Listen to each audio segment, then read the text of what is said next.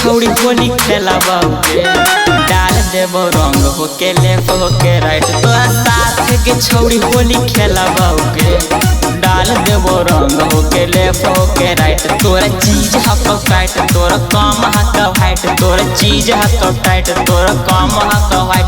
आज खेलबौगे होली बुताई के लाइट। तोरा छोड़ा होली खेलबो रे डाल दी है रंग होके लेफ्ट होके राइट, डाल दी है रंग होके लेफ्ट होके राइट।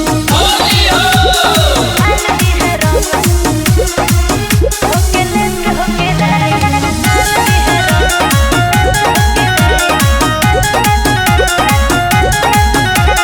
काला पर तोरा थोड़ी रंगावा लगा के ऊपर नीचे तोरा हम छोड़बौ भी जाके।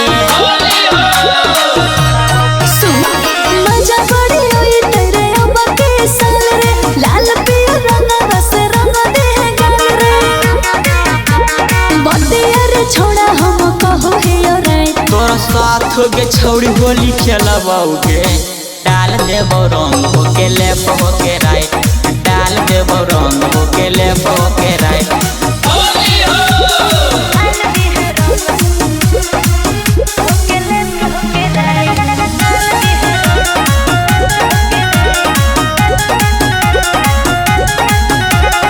गली टोला मोहल्ला में उड़ता रंगे तोरा हम लगैबौगे छौड़ी अंगे अंगे। हमहुर छोड़न के रसला जाइबो होली खेले हम तोर टोला में आइबो। आओ पास गे तू हमरा में सट तोरा